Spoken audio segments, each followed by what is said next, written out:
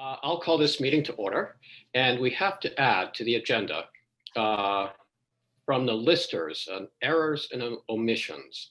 And we're going to amend that so it just applies to Green Mountain Power and New England Power.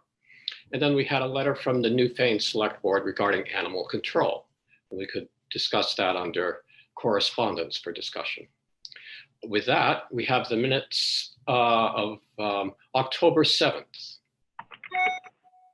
I will make a motion to approve the minutes of October 7th. I'll second that. Okay, any discussion? All those in favor? Aye. Aye. Aye. And we have the minutes from October 9th, the work session. I'll make a motion to approve the minutes of October 9th. And I'll second that, Carolyn. Okay, any discussion? All those in favor? Aye. Aye. Okay, and I'm abstaining since I wasn't there. Okay. We are moving on to bills for payment, and we have warrants 9 and 9P, the payroll. I'll make a motion to approve bills for payment and warrants 9 and 9P. Second that. Okay, any discussion? Warrant 9 was for $16,949.39. And of that, we had our sheriff's monthly payment, money for the payroll going into retirement, highway fund or highway supplies and repairs and rentals and fuel for the highway department. So any other discussion? All those in favor? Aye. Aye. Okay, let's see, we have Hector Galbraith. Hi folks, can you all hear me okay? Yeah. Yes, we can. Yes. And Hector, I'm assuming that you'd like to discuss the broadband issue, which is further down on our agenda. But with Yeah. members' permission, we could move that up ahead. Yep. That's It might be okay if we leave it late because Wait, Hector, hold on. Everyone okay with that? yes. Yes. All right, so. hang on a second, Zeke. We've invited, I think that Eric Lineback might have already told you guys, we've invited Steve John, who's I think the vice chair of the CUD. Okay. To participate as well, and he probably won't get on. He's in a meeting right now, and he won't get on till a bit later. Okay, so can we leave our section as is?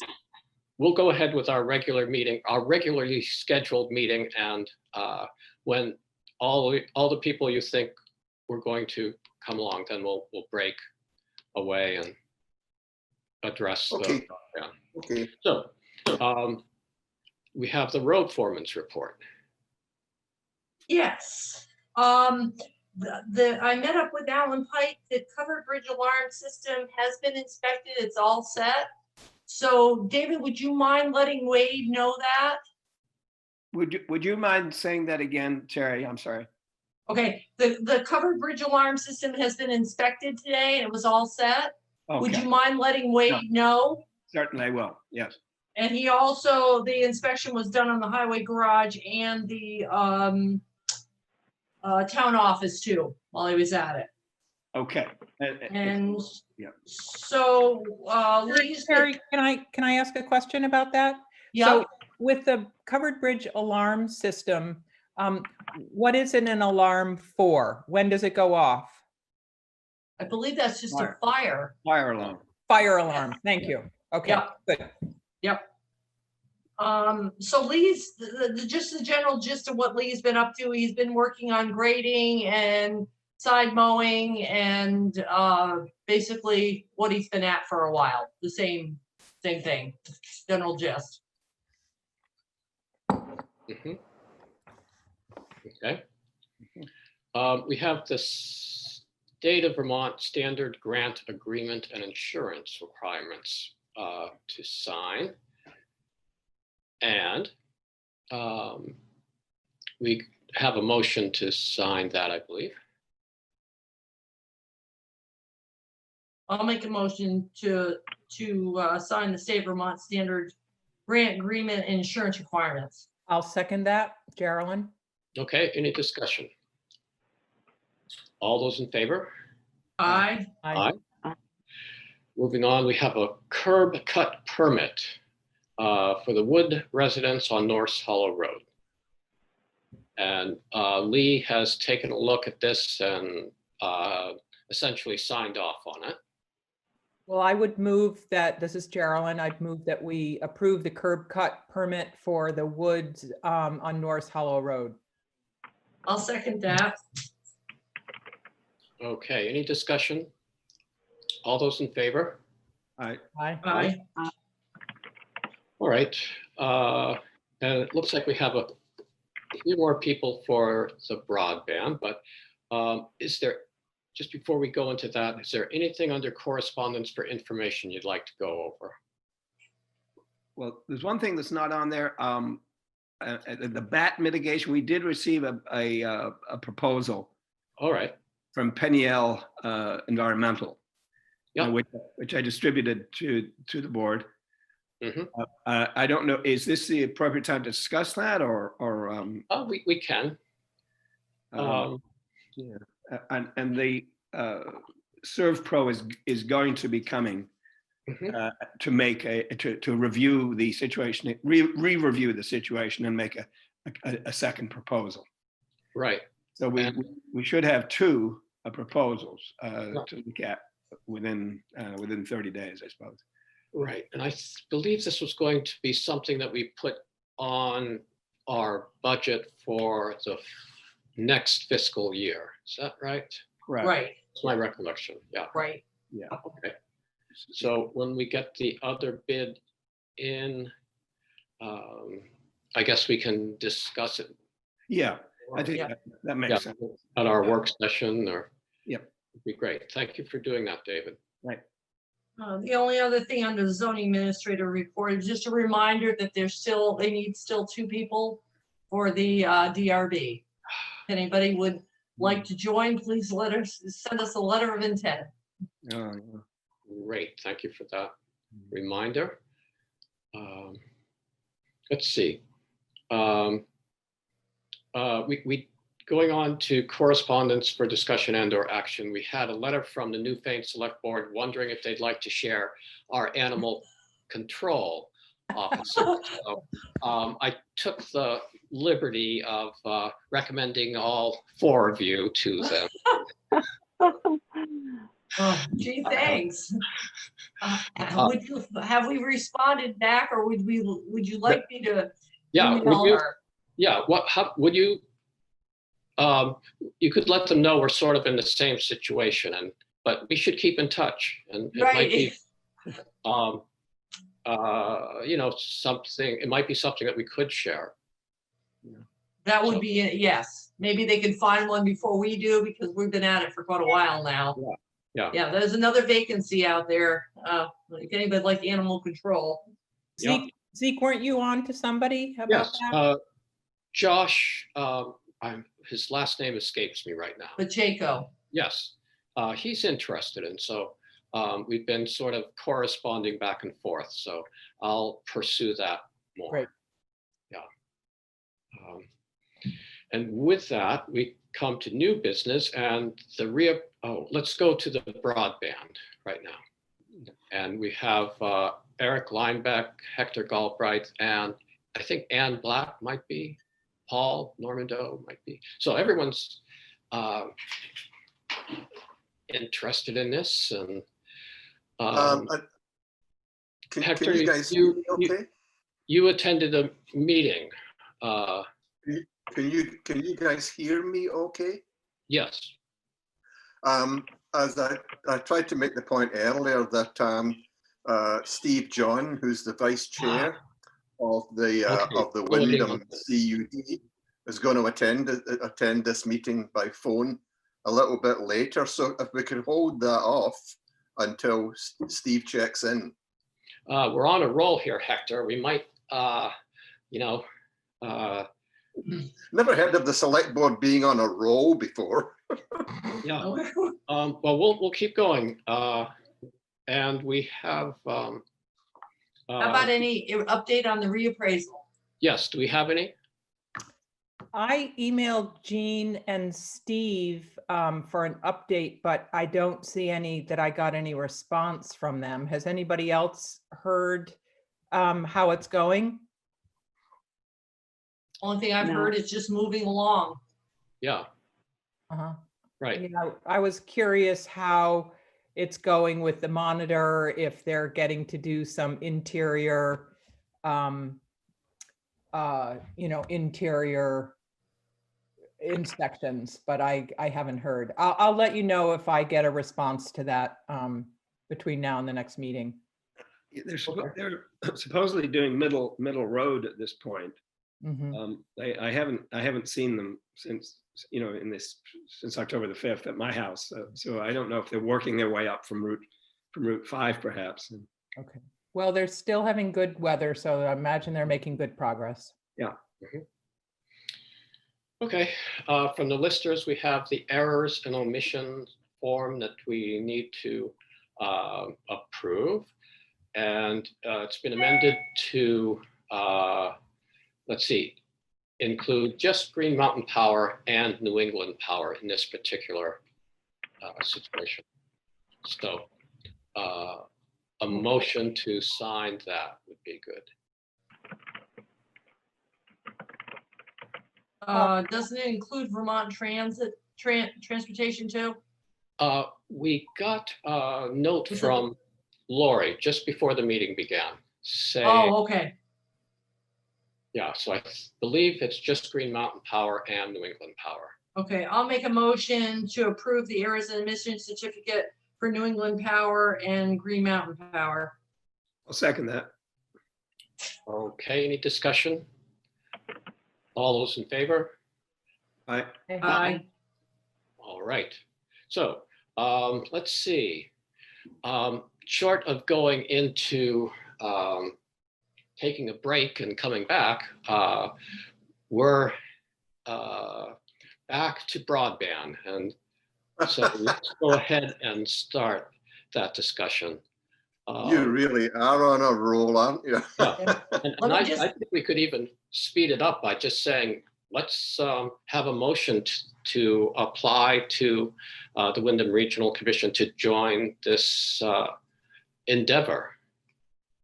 So, And do you guys before we do that, do you guys feel that you have enough information, that you've got the background to be able to make a reasoned judgment on this? Would you like Eric or I to fill you in on what's been going on? well, I think Eric sent email around with a link to all the information that was on the Wyndham Regional Commission's website on this topic. So, And you, of course, yeah. you guys instantly read it all. So I guess so we did have quite a discussion about this a while back. And my question is, why is it that Dummerston wasn't on it? I don't think it had to do with the select board not supporting it. I think we took a wait and see. yeah, Yeah, right. But I mean, we were ready to sign on. There's no Right. challenge about it. yeah. So I Oh. think we've just maybe communication broke down. Yeah. So what is it that, Hector, what is it, and Eric, what do you guys need in order for Dummerston to participate in the CUD? Eric, shall I take this? Sure. Yeah, Geraldine, I my understanding also is that I don't want to necessarily say the ball got dropped, but maybe there just wasn't enough momentum behind this as to why we haven't joined yet. It's just a matter of the select board voting to do so, and then there's some paperwork to be signed, and then we're part of it. Great. Well, I agree 100% that we should do that. I would be happy to make a motion. There's already about 7 or 8 towns that have signed up to participate in this. And our name is, Dummerston's name is not on that list, but that's only because this is a work in progress. And the CUD are hoping that additional towns, AKA Dummerston, will come forward and suggest that they would like to be part of this as well. And as far as I can see, we don't have anything to lose on this. I mean, they're not asking us to pony up any money. Right. All they need is our good name. Yeah. Well, Sure. we've been So- ready all along. So- So I have a question. This is Maria. And I actually did read the business plan, not word for word, but I did read quite a bit of it. And you talk about not ponying up any money. Yet on page 30 of the business plan, under options for financing, at this point, there's no general obligation bonds that are needed from the member towns.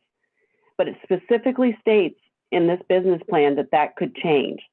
So if the state decides that it wants to have the towns pony up money, as you say, it could change, and that's right in the business plan.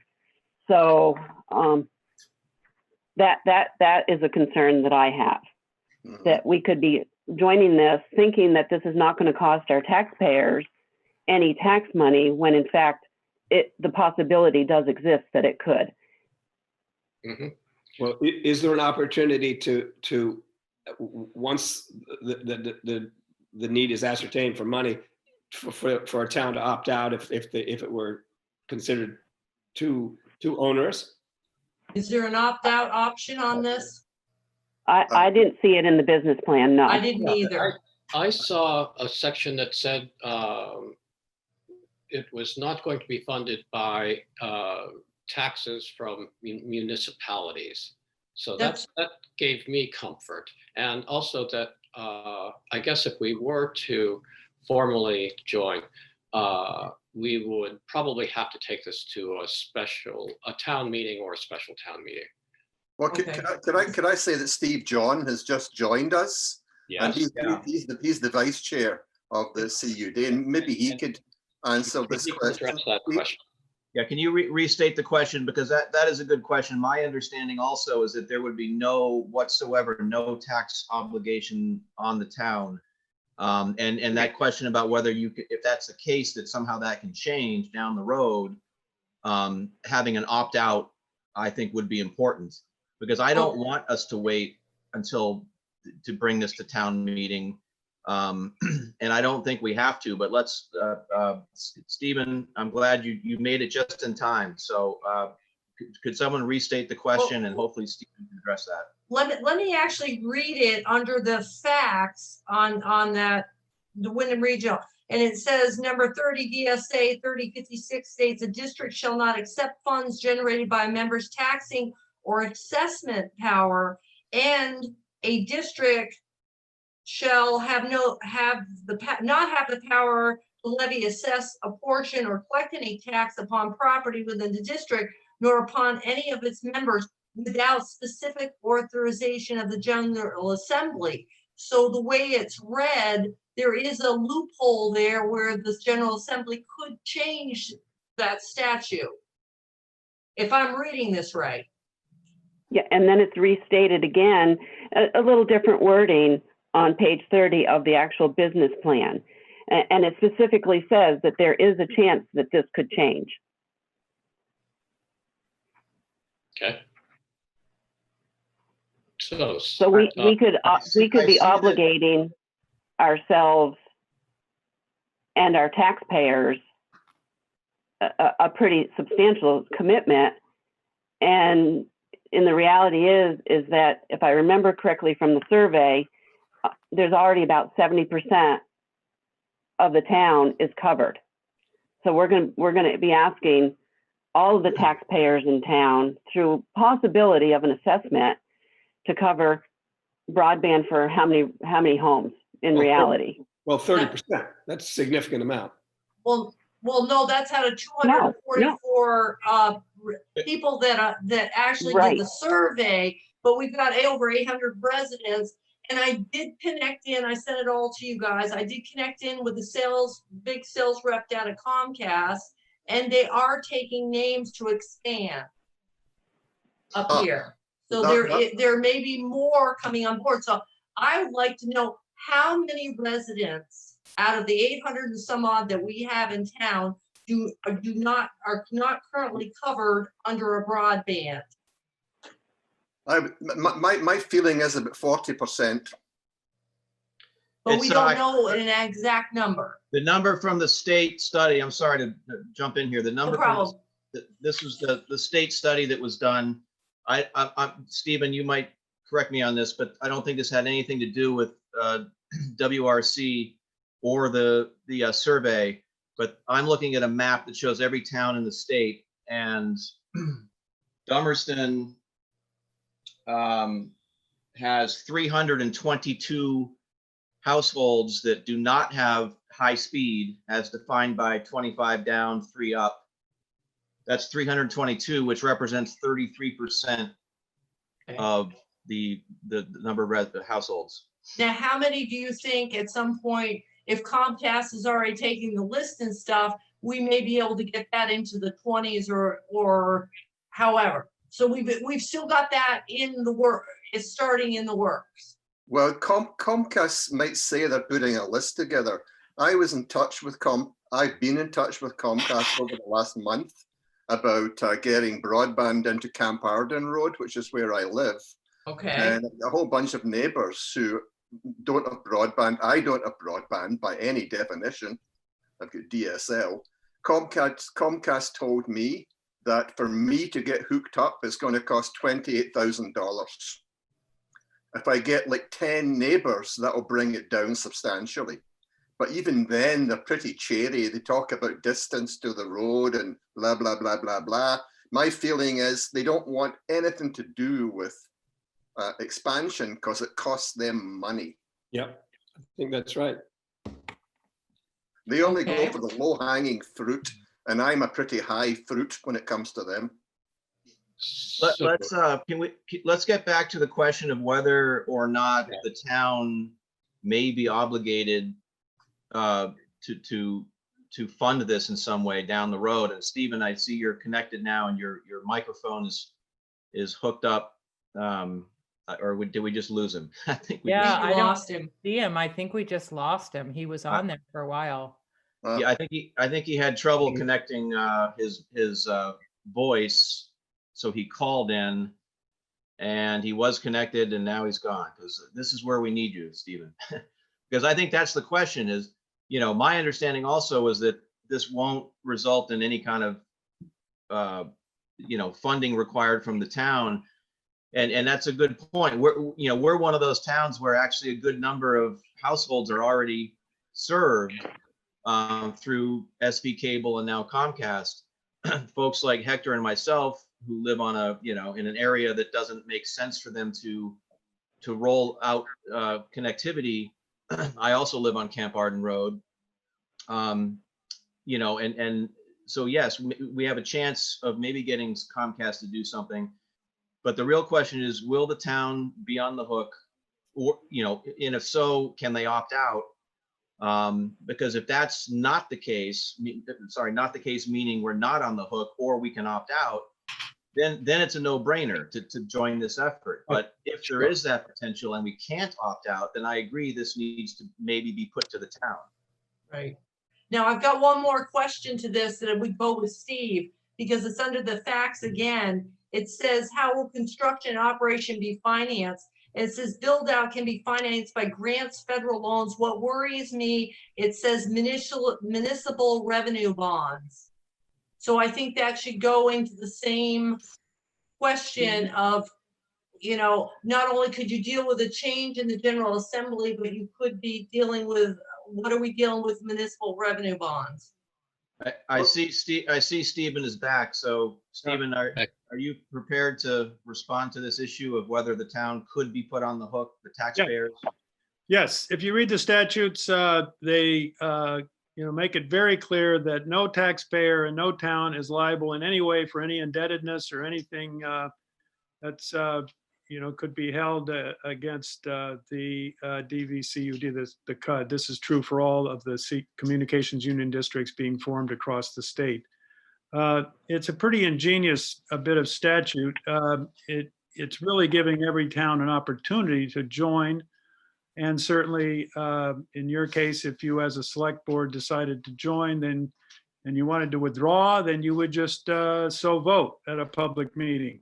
And then the board of the governing board of all the representatives of these other towns would at a meeting say, okay, well, sorry, it didn't work out, goodbye. But there's no liability, there's no tax liability or financial connection between any town entity or their taxpayers and the communications union district. In fact, the law also makes clear what happens if a communications union district went bankrupt. All the assets would be dispersed to the what do we call it? The loaners, the lenders, creditors, and that's once again no tax impact, no effect on any person in the town. Now, where does the money come from, right? I mean, how do you maintain a system, assuming you can get it built in the future? That has to come from the subscribers, the people who are the customers, the people who are connected, the people who want the service. And we're not going into business, we being the representatives, volunteer representatives of all these towns, are not going to business to hire people or trying to create a business ourselves. We're going to contract for that internet service provider or network operator, as they're sometimes called. That's, and we have certain principles that we're going to adhere to. And I just left an executive session regarding that topic, regarding a contractual matter with a potential vendor in the future. And so I'm sorry, I apologize. That's why I was in and out. I was trying to do the two things at once and see when you wanted to talk. I'm with you now 100%. I just bailed out of that other one. So based on your assessment there, there's 0 to 0 risk of it being assessed. Okay. Well, It's hard to believe, but that is the case. I can assure you Marlboro, which was one of the founding towns. Now in Marlboro's case, I'm from Marlboro. We actually voted as a town at town meeting to join, to form this, because we were one of the 5 towns. You had to have at least 2 towns that wanted to form a CUD originally. So there were the 5 towns that originally formed this and organized themselves on April 9th. The select board had to appoint a representative from each town to form that communications union district. And then subsequent towns were able to join by vote of their select boards. There's an advantage to that because the select board can also vote to get out, to withdraw. In Marlboro's case, we have to get a special meeting together for the townspeople and have the voters so vote if they were going to withdraw from the, that's the fine point of legal construction of the organization. We are a municipal entity. It's pretty unique. There are some other examples in some other states with water districts and so forth, but it is a unique attempt by our legislature to get a solution to those people who are in the woods, pretty far off from the grid and not off the power grid, but they're far enough away from the private providers that are now in business in our state. And the business model just doesn't work when you live off far enough away and you don't have enough people on a certain mile of road. So that the legislature realizes that, and I hope they also, I know Laura Sabili realizes that, who's our rep, and Emily Long, realize that unless the state or the federal government comes up with some grants to be able to get the initial capital together, there's really not any possibility of us even borrowing money. I don't know whether you've had a chance to read the business plan, but it really takes an incremental approach over time. And you can borrow money once you get some people hooked up and have some income. But that's a revenue stream bond. That's a revenue bond, not a municipal capital bond. And the state prohibits us or any town, Marlboro, your town, any town, from a capital bond to do infrastructure for telecommunications. That's That's the way it is. Thank you, Stephen. So Maria, your question that came from the business plan, do you feel that that's answered, or do you want to read that again while we've got 100% of Steve's Good. Yeah, Sure. attention? Yeah. please repeat it. Yeah. I got a piece of it, but I probably missed the mark. Go ahead. Yeah, so on page 30, it reads, under Vermont law, CUDs cannot be funded by general obligation bonds from member towns, but there is a chance this could change. Though it may be difficult to convince residents of a mostly cabled towns to vote for a general obligation bond to fund the CUD. If available, bonds should be explored as an alternative to more expensive debt. So that's saying that right now, we wouldn't be taxing our residents, but it could change. Well, I don't think retroactively, the legislature is not going to do that. I don't think you're going to let your representatives vote that way. I haven't heard that from any legislator. I think that's speculation on the part of this consulting group. This consulting group has worked with towns in New Hampshire. Now, in New Hampshire, you can borrow money and the taxpayers are liable, but they have arranged it in a way that the revenue pays back the bond. They do a contract with a private provider. It's pretty slick for those towns. For example, Chesterfield, you may have read about. They contracted with CCI. CCI, they borrowed the money on the municipal bond. They're a pretty low interest rate, and then gave the money to CCI to build the infrastructure. And then CCI is permitted to charge $10 over their regular rate for the service on the fiber. And they covered the whole town for about 3 million, I think, total, which was actually the same estimate we got in Marlboro when Marlboro tried to do something on their own like that. But we can't borrow money, so that's a difference, and I think that's what that's alluding to. It's possible legislature could change, but I don't see it happening.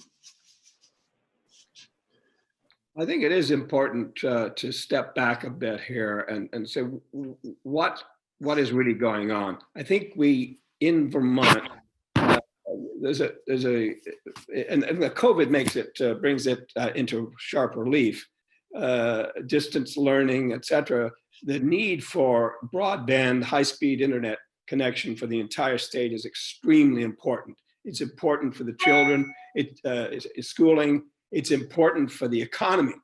If we want to get people to move to Vermont and be able to work remotely, which is something that we do want to build the economy and create jobs, we have to have high-speed internet. Just adds, if we want people to stay in Vermont also. Yeah. To stay in, yes. I guess I would just jump in here with my personal story. I'm a recent incomer to Dummerston. I've only lived here 20 years. But when I moved here 20 years ago, I was shocked at the lack of access. I mean, we had dial-up, which was absolute crap. So some friends and I, fellow people in Dummerston, including Tom Badette, Kevin Ryan, did a survey back about 2006. And we sent postcards around to every resident in the town, and we found like 60% didn't have, or 70% did not have broadband access, but they wanted it. Now that was nearly 20 years ago. During those 20 years, virtually nothing has changed. And I've been screaming and shouting at Southern Vermont Cable, Consolidated Communications, Fairpoint, Comcast, you name it. And every time I speak to one of those guys, I get the same story. Sorry, chum, you're not economic. It ain't going to happen. I see this. I've just about given up on getting broadband into Dummerston. I don't have another 20 years to wait. I want to see something happening. And this, as far as I'm concerned, is maybe our last chance to get something done. There's no law of the universe that says thou shalt have broadband if you just sit around and wait. Ain't going to happen. Okay, Paul Normando, you'd like to speak? Yes, thank you. Having spent 30 plus years in real estate, I can attest to the fact that it also affects real estate values tremendously, because the demand for people to move into town, they ask two things. Do you have broadband, and what are your schools like? Yeah. And those are two very, very important ingredients to getting somebody to move. And so looking at it from the town's perspective, the town's grand list would be affected, you know, as real estate values don't appreciate like with the rest of the part of the town or other communities, that can affect your grand list. Yeah. So I would, you know, if you're looking at it strictly on an economic standpoint, I think you could use that argument because it's a very serious one. So what you're saying, Steve, is that, you know, that we can opt out of this, but the select board for our town, because we weren't the original 5, can opt out at any point. Yeah, well, or the future select board. I mean, it doesn't have to be this select Right, board. exactly. Right. No, that's the law. That's the way towns can withdraw if it's not working for them. You know, for example, if you get, you know, people that are saying, well, look, we signed, we joined, we thought the town was joining, we joined in good faith, and the CUD isn't really coming across with anything for us. You know, there's not much prospect. There's not much progress.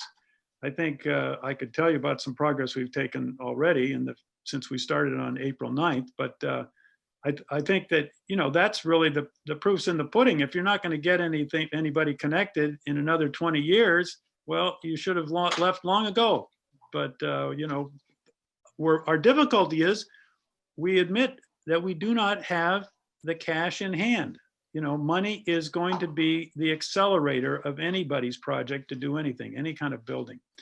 And we are certainly lobbying the legislature and hoping that since they created these communications union districts, they will enable us to access the capital to actually do construction.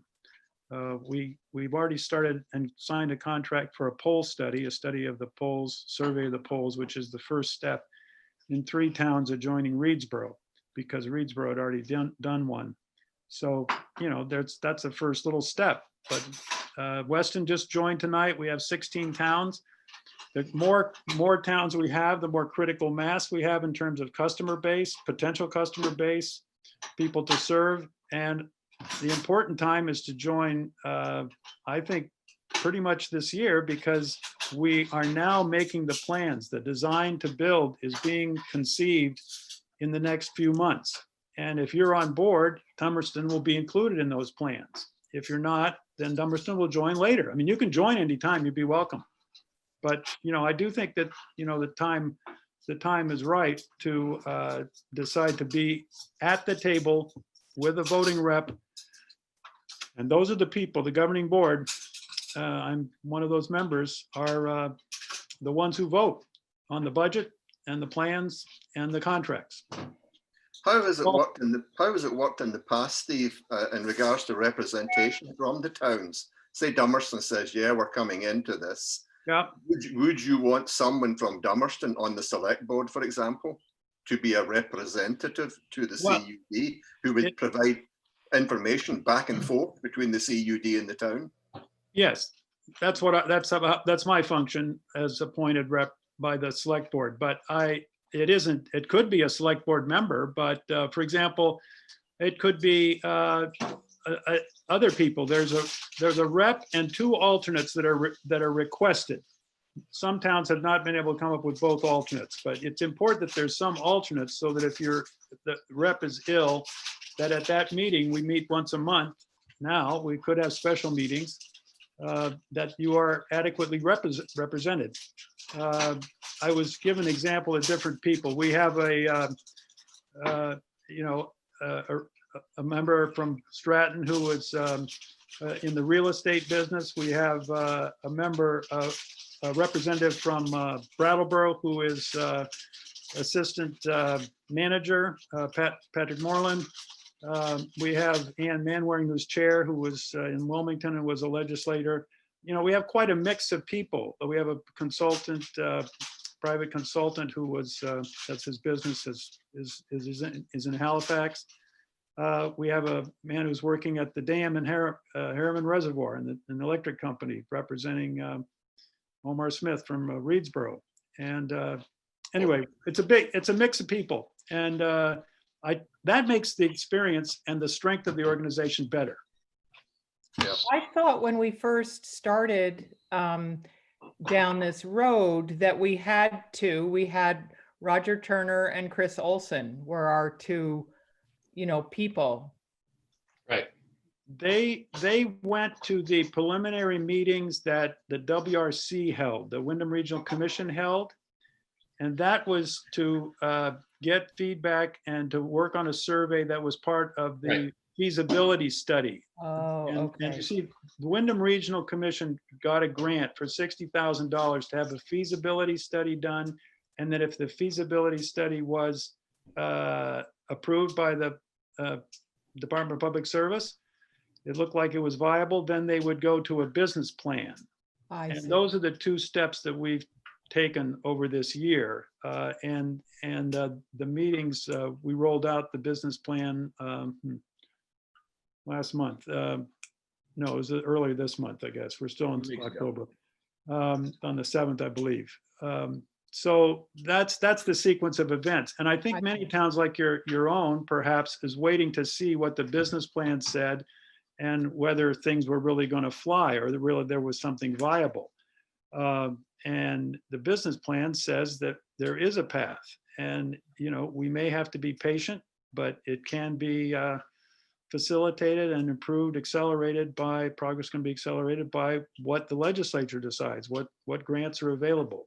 The less money we have to borrow at interest rates, the quicker we can get people connected.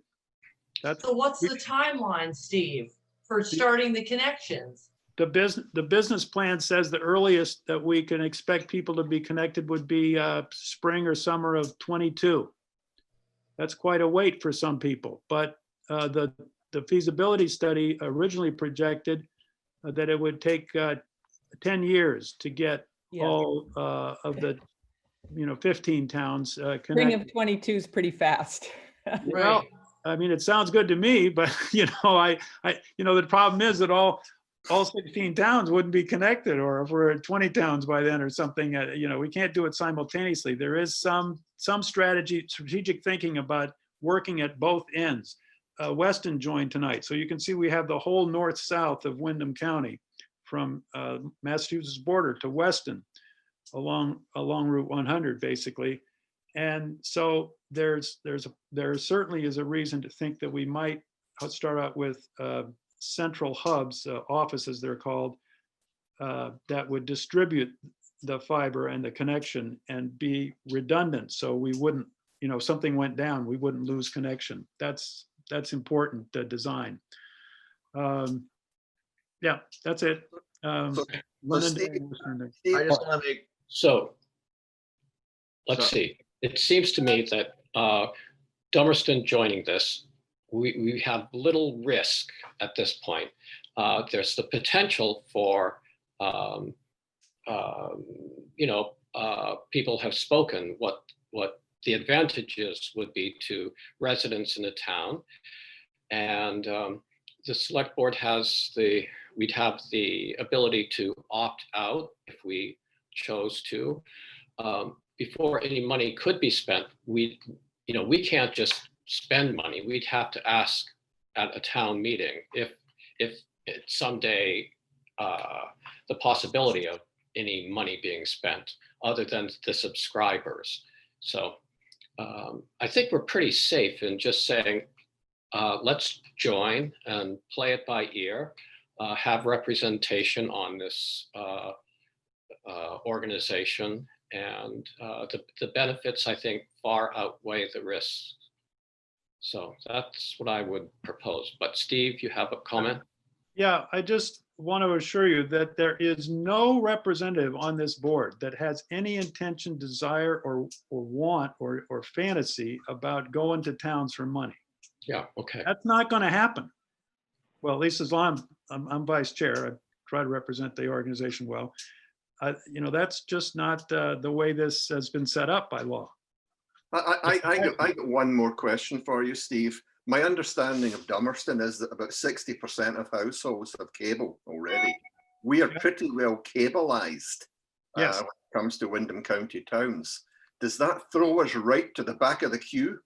Does it Not- mean it's going to be no. 10 years before we see any action here? No, not necessarily. Brattleboro is also a member of this it's Communications Union District. Now, why would Brattleboro join?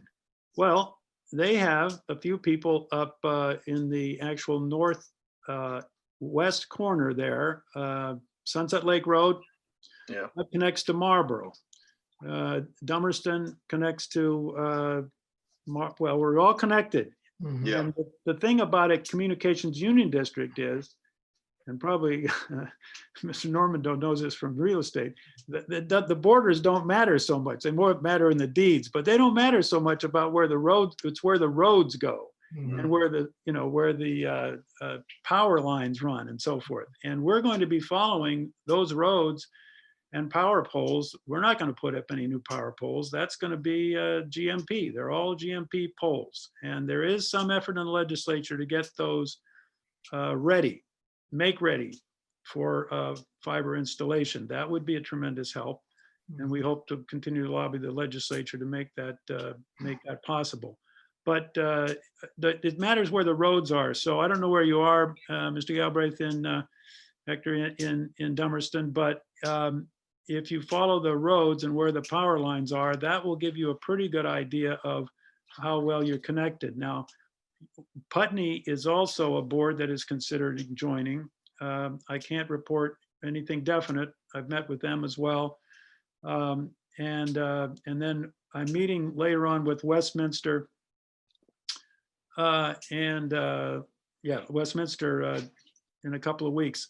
So there are a number of towns that are considering, and obviously if the towns along the Connecticut River and Route 30, started getting onto this, that would change the design and make it certainly more possible for us to serve everyone, which is really the goal of the formation of a communications union district. This is everyone. I mean, every location. Okay, Thank you, so Steve. thanks. I'll make a motion that we send an application to join the Communication Union District that Windham Regional Commission is fostering right now. I'll second that motion. Okay, any discussion? May I? Yes. Add some information? Okay, so all you have to do is have in your minutes that you have made the motion to join, and I think you have to restate it specifically to be the Deerfield Valley Communications Union District, if I might. Didn't I say that? You may have. I just want to make sure we have that straight because they're really particular about that up at the Secretary of State's office. Okay, And if your minutes show that, and then your town clerk attests to those minutes, right? And sends those to our clerk, I can give you that information. Then that will be, it isn't an application, that's it. Your action is what counts, okay? The only other form that you need to fill out is one that appoints your representative and alternate representatives to the board, okay? And that would be important if you want to move things along to decide on that tonight or somehow work that out. We want to make sure that you're represented at the board, and I would introduce your representatives and alternates at the next meeting when I'd make the motion to approve your joining the DVCUD. When Nothing is in your next- writing? Whoops, sorry, Zeke. when's your next meeting? Our next meeting is actually gotten moved up to November 11th. Okay, great. Okay. We ordinarily meet on the third Wednesday if people are concerned about meeting times and conflicts. Third Wednesday of the month has been our traditional meeting time, but we have some statutory requirements regarding our annual report, which will now be distributed to all select boards. I'll make sure your select board gets it as well, regardless of your decision, because it's a public document. But we have to get that done before the 15th and have a public hearing with all the boards that are members. or select boards of towns who are members. And we're communicating well with them. So that's, that's November 11th. So Zeke, do Okay. you want to restate your motion? Yes, I would move that we vote to join the Deerfield Communications Union District. Is that right? Deerfield Valley. Deerfield Valley. Deerfield Valley Communications Union District. I'll second that motion. All right. So I just have a question. So there's nothing in writing that we're gonna get that we sign that says, that lays out anything that we're joining this, that we, because we're not the beginning, the original member towns, that we can opt out at any time in the future, should we, by the select board? There's nothing in writing? Yeah, the statute. It's just the statute, okay. Yeah, the statutes are very good. That really Okay. that has a series of paragraphs that, I mean, it's really very simple to read. I was really impressed that, I was able to comprehend it. I mean, it really is pretty clear, very clear in that regard. There are two ways to join: by vote of the public at a town meeting or special meeting, or by vote of the select board. And there are two ways to withdraw. Okay. The same. But if you're, the way you come in is the way you have to go out. That's the way I put it. So Maria, I want to make sure that your question also, that you're satisfied that your question is answered. Oh, I'm not, but that's okay. I don't see in the business plan anything to do with opting out whatsoever, or the fact that the General Assembly could change their mind, and we would be then taxing our residents for this. Well, I can't speak for the whole board, but if you want some kind of, maybe you should propose some kind of letter if you want something like that. We can't overturn law. So, that's why we don't go to that. But if you'd like, there are the bylaws that we've approved, and the policies for finance reporting and so forth. But the bylaws don't speak to anything that's written in law. Okay.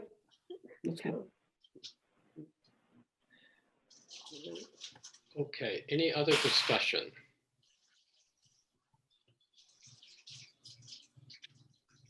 Okay. Let's see. So could we get a copy of the bylaws and any information other than what is on the Wyndham Regional Commission's website? Yes, the Okay. Deerfield Valley, it's called dvfiber.org. That's the website that shows you, the representatives from all the towns and the minutes and the agendas of all our previous meetings, as well as the bylaws and, well, any documentation we have is there. And again, that address is, Oh, yeah, DV is in, like Deerfield Valley, DV Fiber, FIBER.org. okay, great. By the way, that was linked from the page I sent you guys, which I sent you just that one page because that sort of has everything, Okay, starting with the survey through the feasibility study through the business plan. And I'm pretty sure that also mentions, because initially when this study was done, it wasn't necessarily decided that WRC would recommend working with the DVCUD. And at the conclusion of this, they had decided that that's what made sense. So I'm pretty sure that link, dvfiber.org, and plus possibly other resources related to DVCUD are linked from that one page. But either way, definitely check out their direct website as recommended. Right, and don't hesitate to let me know if something that you want is missing or you can't find it. I mean, we actually are just contracted for a web designer to construct what we consider to be a first-class site that people find more easy to get around on and all that. But the first one was built by volunteers because that's what everything has to be done with until we recently got a grant from the Vermont Community Foundation and from the BDCC to, for some startup costs. Yes, Paul Normando. As a way of maybe alleviating Maria's concern, perhaps we could get the statute that you referred to, Stephen, and Yeah. and she could take a look at it, and then I'm sure that would probably satisfy her. The legislature can always make changes, but it's not highly unlikely that something like that would happen. If you could send that to the Selectboard at dummerston.org. Okay. Select Board of Dummerston. Yeah, if you're eager to find it too, you go to the Vermont legislature page and you just put in CUD statute, you're going to get it. I think though the piece that what Maria is looking for is something that articulates or states clearly the ability to opt out, and I don't think that's in the statute. So It's in the statute. It's in the statute. It's just not in the business plan. I So see. she's It is reading in that the page statute. 33 or whatever from the Yeah. business plan. Okay. But as Stephen pointed out, this all sort of falls back on the statute, which Got makes it. very clear that you can opt out the same way you can opt in. Great. Okay. Thank you. I beg you to just look for yourselves, because me talking about it isn't going to satisfy. Okay. Any more discussion? Okay, so we've got a motion to join the Deerfield Valley Communications Union District. All those in favor? Aye. Opposed? No, No, Okay, so it seems as though the ayes have it. was that 2 no's or 1 no? Yes, it was Two 2 no's. no's. Okay. So if we join, Steve mentioned that we need to appoint a representative and have 2 alternates. With 3 people on the call who are highly interested in this, I would like to think that we could find someone right now that could be our representative. That I would would be volunteer. wonderful. Eric, you volunteer? Yes, to be one Great. or the other. Great. And Hector, would you be a backup? I'm pretty irascible, but Eric can probably control me in meetings. So yeah. Looks like Eric, Chris has his hand up too. Chris, what would you? I'm happy, excuse me, I'm happy to be an alternate. Okay. Great. How about Eric as the rep and Hector and Chris as the 2 alternates? Sounds good. Great. Good. Is that Chris Olson? Yes, Yes. Olsen. Yep. And Maria, just so you know, the Newells have joined. It just says Harold, but it could very well be Jean. So. Okay. Okay, so Geraldine, was that a motion? Oh, do you want a motion? I Yeah. would, okay, I'll make a motion that we appoint Eric Linebeck as our representative to the Deerfield Valley CUD with Hector Galbraith and Chris Olson as alternates. I'll second that. Okay, any discussion? Okay. And I guess they would serve until. I wanted to speak to that. So Okay, you appoint the organizational meeting is required by statute to occur on May 12th. So you will have, and that's it's picked out as that date because the select board, which is always newly organized in March, can appoint, reappoint, or change that appointment of their representative to the CUD. okay, So the new board always appoints. So, obviously you have the ability to appoint if someone resigns, but the term of office for any representative is annual, is a year. okay. good Great. to know. You have to take the action to reappoint. We'll just add that to our list of appointments. Okay. Thank All you, guys. I'm, Well, we haven't voted yet. So motion been made. All those, any more discussion? All those in favor? Oh, yes. sorry, I just want to say that I'm very impressed that you have such a strong group of representatives. That's certainly a sign that the need is great in your town, and I appreciate them stepping up. Okay. All right. All those in favor? Aye. Bye. Opposed? Okay, abstentions. All right. All right, well, thank you. Thank you. Eric, Hector, and Chris Olson, you've been appointed to serve until next May at least. And I will send word from from the clerk of our organization so that you have your clerk has the proper information about how to proceed to make sure that the documents are submitted to we have to submit them to the Secretary of State. That's how that gets Okay. to be formally done. And I certainly welcome the rep and alternate Eric and the alternates to consult with me if they want to get briefed on something about how we're proceeding. And the minutes will be soon posted from tonight's meeting.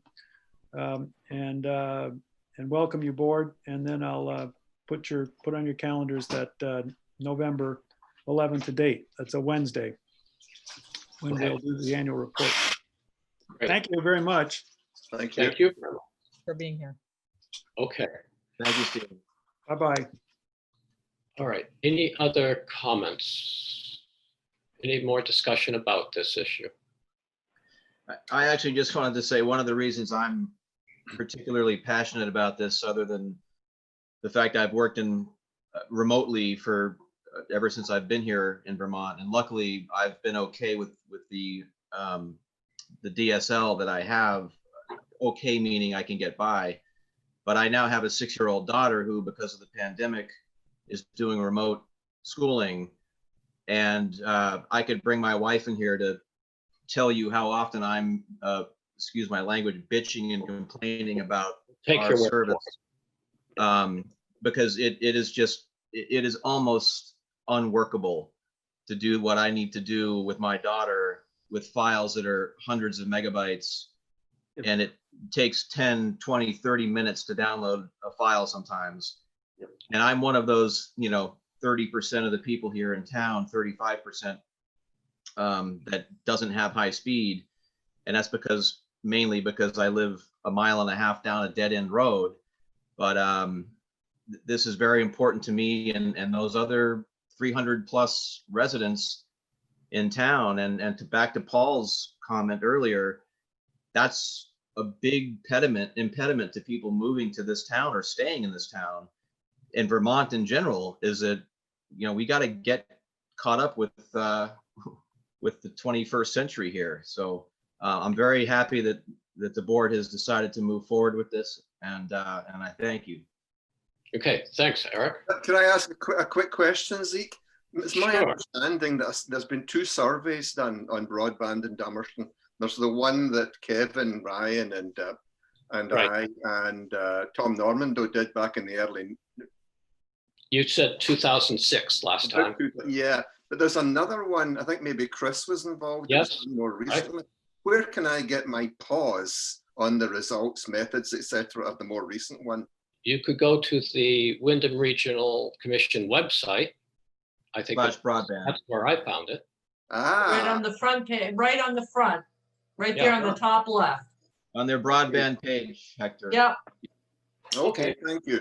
Hector, I did copy you. That's You- okay, Eric. I think Good. we're ready to move on. And Yeah. I think we have a Thanks, little guys. other business. Yeah, thank you very much Yeah. for bringing this to our attention, Hector. Bye. Okay. I should have an oversight on my part. I thought that Civic grant was on our agenda, and I should have added it at the beginning. But It is on the agenda. Where is it? Where'd it go?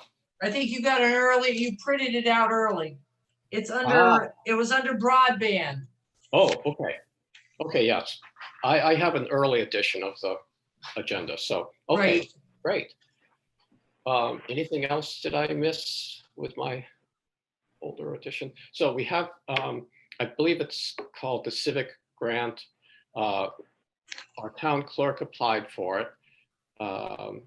She then it was awarded. She has up to $5,000 that she can use towards election-related expenses up to the end of the calendar year.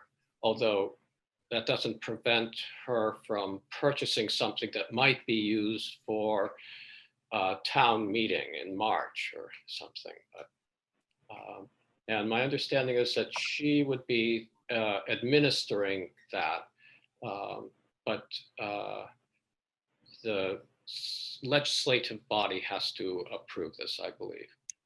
That's my understanding. Anybody else have a? That's about it in a nutshell for what it is. Yeah. So I would like to move that we accept the $5,000 civic grant for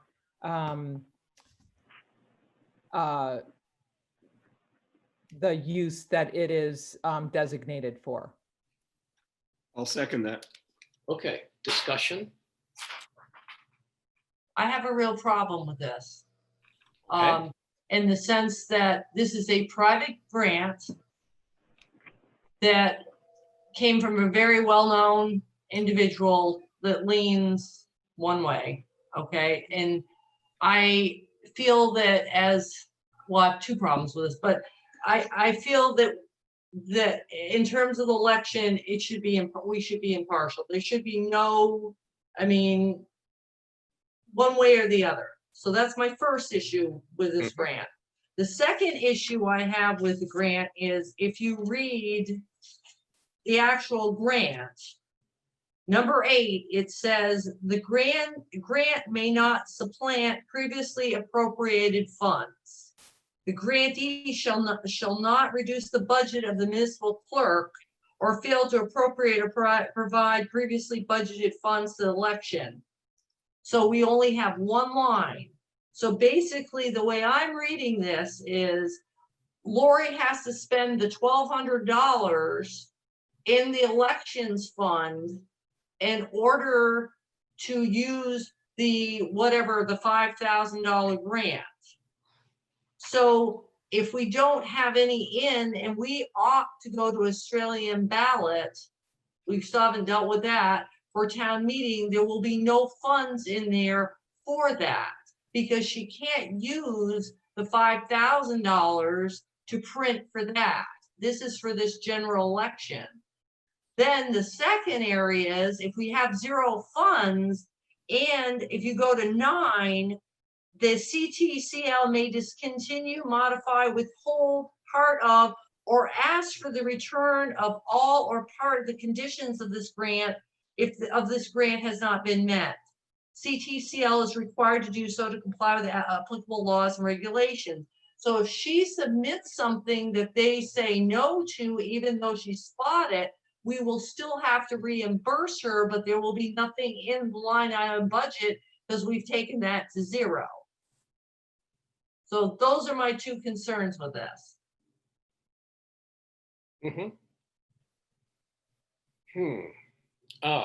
I and I can't speak for her, how she would handle that. And she wasn't able to attend this meeting. I did email her last evening to ask her about that, considering, and I've got no reply from it. So, Terry, tell me again how the $1,200 line item goes to 0. Because under number 8 of the grant, see, we've already appropriated municipal funds for this. To the tune of $1,200? No, we put in $1,750, but up to, if you look at our budgeted, what she's already used, there's roughly about $1,250 left on that line item. Okay. See, this would be different if we line itemed it where it said general elections, town meeting elections, but we're all lumped into one as operating supplies. Okay, so this is a big technicality. So on number 8, it says this grant may not supplant, meaning you cannot leave our money in the election line and use theirs first. Right. Yeah, I agree with Terry. And then, because the way I mean, I've got it sitting here in front of me, and that's exactly how it reads. We would have to use our funding that we've budgeted in the general fund before we can accept this grant. And we don't imagine using $1,250. We don't imagine spending. Well, but now they're arguing about that $1,200 grant.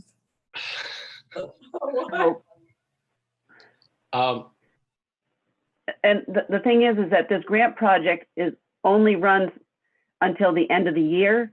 So if we have to expend all of, and we can't take this grant and use it for the elections in March. This can only be used for the November elections. Okay. So, if we have to expend and use all of our budgeted money first, that means we will have no budgeted money for the elections in March for town meeting. And how much? Then we could go in the hole. Well, how much do we need how much would we need for March? We don't know because we haven't voted whether we're going to do Australian ballot. We have never voted Australian ballot for our articles. You ready? Yep. So Terry, read that line again that has the word supplant in it. This grant may not supplant previously appropriated funds, period. For what? The grantee shall not reduce the budget of the municipal clerk or quote the election department, which would be that line in our budget, okay? Or fail to appropriate or provide previously budgeted funds to the election department for this term of this grant. Any amount supplanted, reduced, or not provided in the contravention of this paragraph shall be replaced to CTCL up to the total amount of this grant.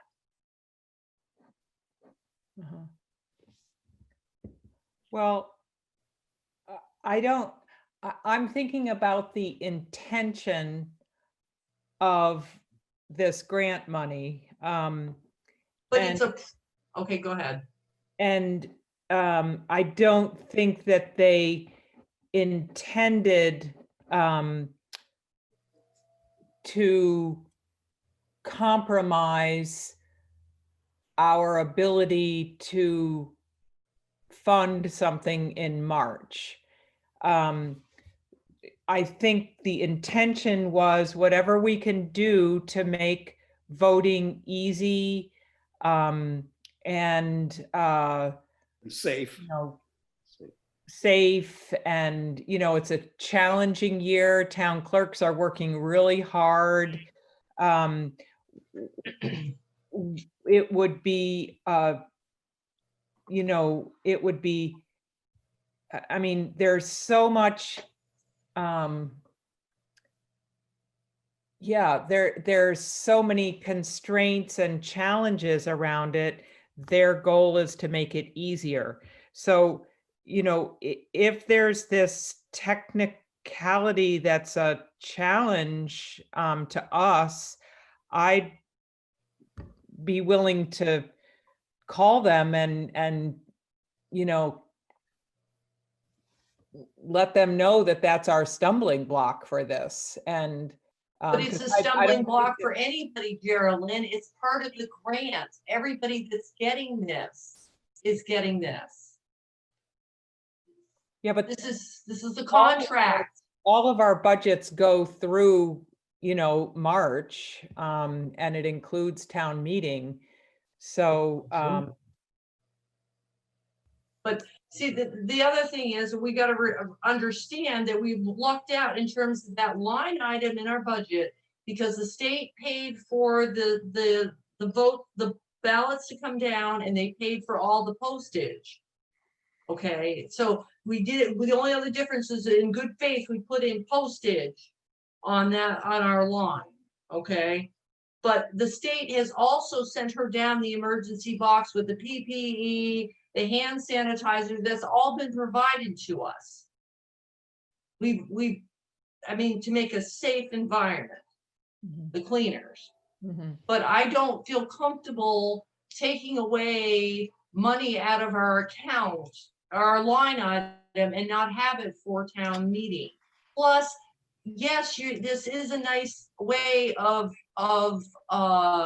making funds available to make a safe environment, but we represent all people in town of all, wherever they stand, and having this come from one direct side, when you're only got 20 states and there's lawsuits involved in this because of the money, I prefer to keep it impartial election so that nobody feels offended. I don't think this grant compromises an impartial election. I disagree with you with that. It depends on which side of the aisle.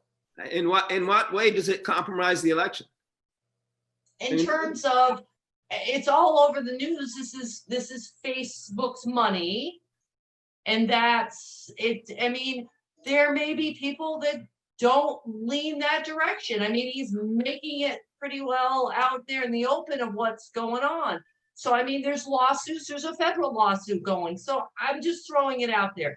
But besides that fact, the other fact is, by the grant, we would have to spend out. Well, that certainly wouldn't be the intent. Maybe the thing to do is to call them, to talk with them, and discuss that with them. But I don't have any problem whatsoever with the where this is coming from. It's actually coming from Zuckerberg, not Facebook. The organization that is ministering it is a somewhat left of center organization, but they're a pretty reputable organization, actually. And in this particular case, their only concern is providing funding for municipalities to help a free and fair and safe election. And that's what we need in a democracy. And the democracy is being threatened in many ways from actions that are taking place in Washington. So I think that we want to keep this impartial. Yes, and it is the way it's, as far as I'm concerned. This is not a partial thing at all. So regardless of whether it's impartial or not impartial, the fact remains is that the way this grant agreement is written, we would have to spend our line item, budgeted line item, before we could accept this grant. And it would leave us with no grant money or no election, no line item for an election come March. It's very cut and dry. I don't imagine that. I mean, this is, something that this grant agreement has probably gone out to hundreds or thousands of towns. They're not going to change this for Dummerston. Right. I mean, I don't think calling them is going to, this is a standard grant agreement that basically says, they're trying to help out towns that do not have election funding in there as a line item. And we do. So I don't see how we could accept it, and then with the potential of not having any money come March. And possibly not, if we get rejected by any one thing, of having to dig into the budget. Right. Right. Paul, you had a comment. Yes, thank you. I've been listening to the discussion going on, and two things crossed my mind. And one is that you've budgeted money for an election. I think the word supplant comes where they're talking about is that it would replace money, and you would have this money left over at the end of the year. So I think the intent is that you would not use it to save money and put that money that you've budgeted back into the General. next year's budget. Yeah. And, I think, and it makes sense to call, to place that call that Geraldine was suggesting and see what the intent is and see how they would respond. Because, if they're just trying to help you in a situation that makes, that because the country's in this situation and they're trying to help communities so that they don't go in a hole. You're going to be spending that money.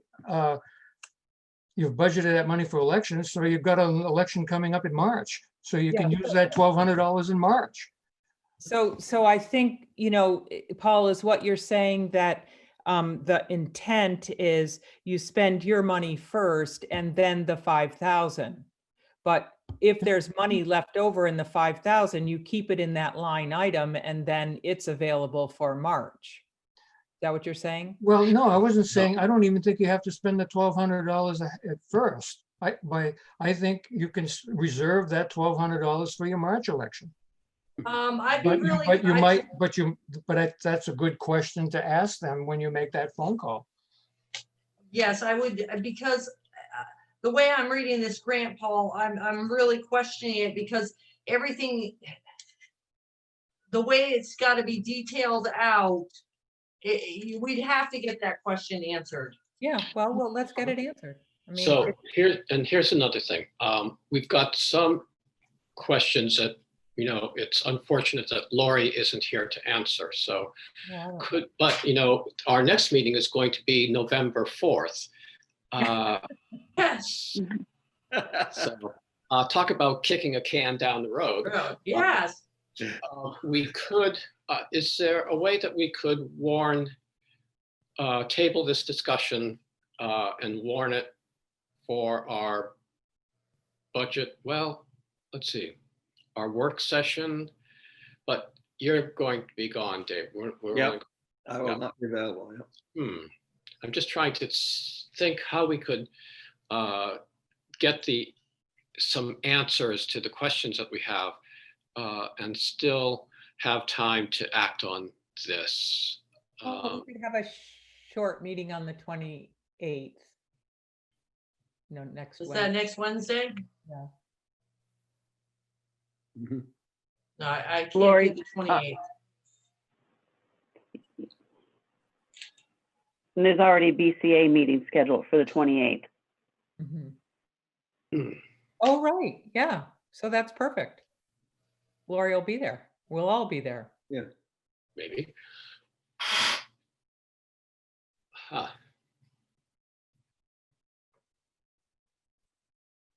What's the? So we could just warn a select board meeting for next Wednesday and have it after the BCA meeting. How's that for? It's fine with me. Let's go through the list. David, does that work for you? Yes. Terry, does that work for No. you? No. Okay. Maria? Does that? I'm up in the air at this point. Okay. And Geraldine, that would work for you. Let's see. Okay, let's keep working here. Are you not available, Zeke, for the BCA meeting? I could call in. I'm not sure. It depends what the weather does. But I could call in. So Terry, you're not going to be at the BCA meeting? No, I'm not going to be able to. Yeah, so we have, possibly 2 people not going. So what are some other great ideas that we could do here?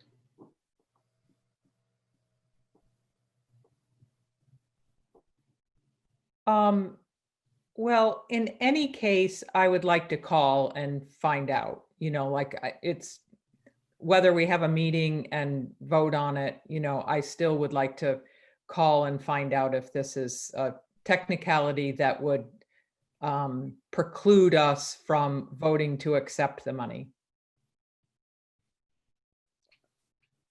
I think that's a good idea.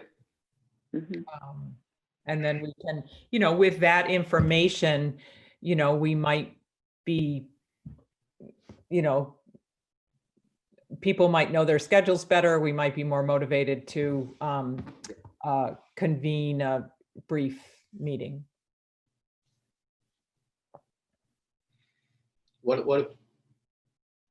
Okay, what do people think about that?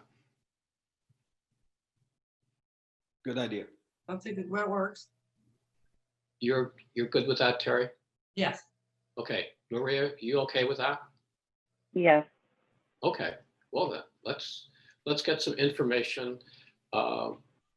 Maybe we get some more, maybe we include Lori in that next meeting.